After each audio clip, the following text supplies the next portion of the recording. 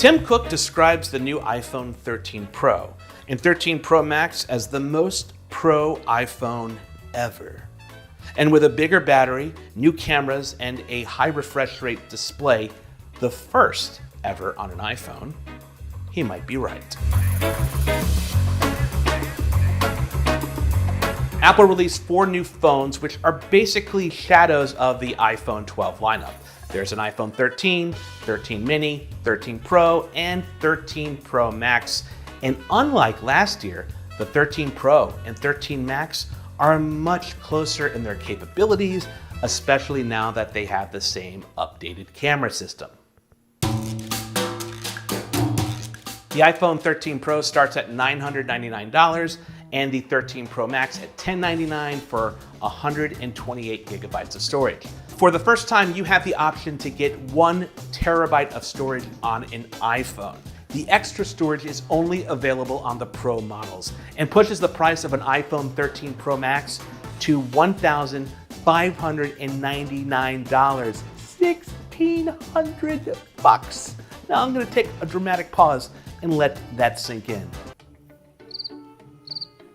That's more storage than my work computer has. Now, you can pre-order all of the iPhones 13 starting on Friday, September 17th, and they will ship on Friday, September 24th. Also, if you want to learn more about the iPhone 13 and 13 mini, I did a whole separate video going over them. Check it out. Now, the 13 Pro and 13 Pro Max have the same squared-off design as the iPhone 12 Pro and 12 Pro Max. There is still the matte finish back and glossy stainless steel sides, but both phones come in 4 finishes: graphite, gold, silver, which has a white back, and the new Sierra Blue. Sierra Blue. I got no joke. All right, both phones gain a bit of weight too though, because the iPhone 13 Pro adds on 15 grams and the 13 Pro Max packs on an additional 12 grams. Now look, the iPhone 12 Pro Max wasn't the heaviest phone I tested in the past year, but it was definitely in the top 5.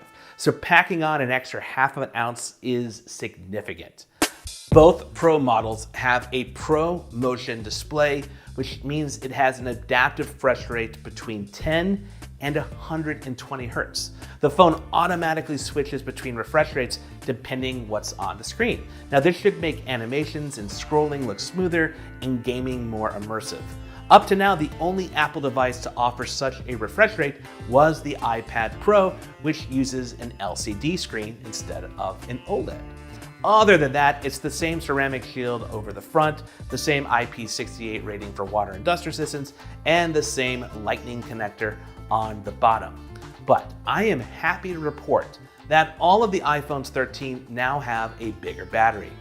Now, Apple wouldn't say how big the new batteries are on each phone, but they do claim that it will add a longer battery life. In fact, they're saying you're gonna get 2.5 more hours per day on the iPhone 13 Pro and 90 minutes more per day on the 13 Pro Max, and that's a pretty significant increase. I look forward to seeing how it holds up in testing and everyday use when I get to review the phones. Now, it wouldn't be a Pro model without several significant camera upgrades. Both Pro models have the same new camera system. Think of the 13 Pro Max just as a bigger version of the iPhone 13 Pro. They both get a new ultra-wide camera that can autofocus, and for reference, the ultra-wide cameras on the 13 and 13 mini are fixed focus, but this new autofocus capability on the Pro models allows for a new macro photography feature, and that kicks in anytime you get within a few centimeters of your subject. The new main camera on the phones have a new sensor, and it's the largest camera sensor on any iPhone. Apple says that it can gather 1.5 times more light than the iPhone 12 Pro Max.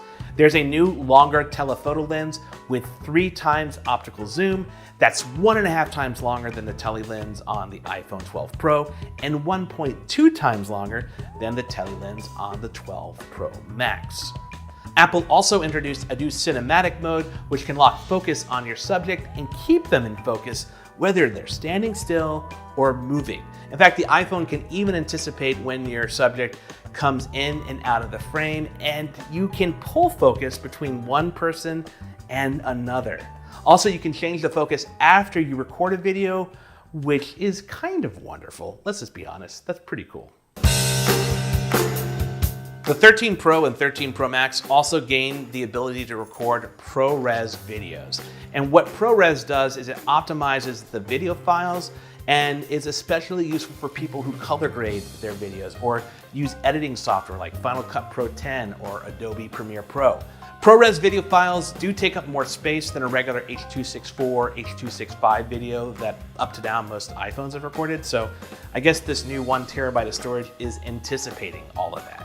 ProRes support won't be on the iPhone at launch, but is expected to be added later this year. And yeah, I'm pretty excited to try that. In fact, a lot of times when I film CNET review videos, I use the iPhone to supplement my Panasonic S1H, just to pick up a shot here or there. So very excited about ProRes.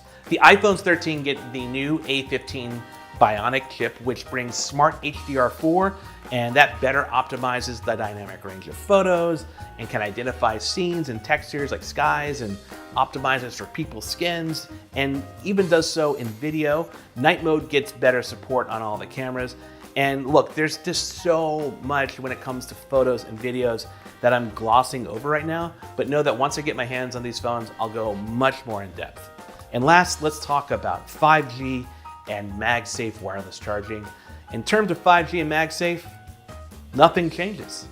But when you add up all of this together, the fact that the price for the 13 Pro is the same as the 12 Pro and the 11 Pro before it, and for that price, you're getting so many more meaty features and improvements, I think the Pro models look really compelling, especially that iPhone 13 Pro, which definitely stands out in pretty much every way from the baseline iPhone 13.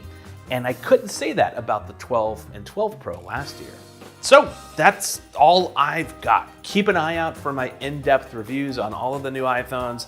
If you're enamored with the iPhone 13 Pro and 13 Pro Max, check out the description on this video. We're gonna add pre-order links when they're live. But now I wanna hear from you. What do you think of the iPhone 13 Pro and 13 Pro Max? Do you like that Apple made both of the Pro devices essentially identical? And do you like that compared to the iPhone 13 that there's a bigger gulf of like features and differences between them now? Throw your thoughts in the comments.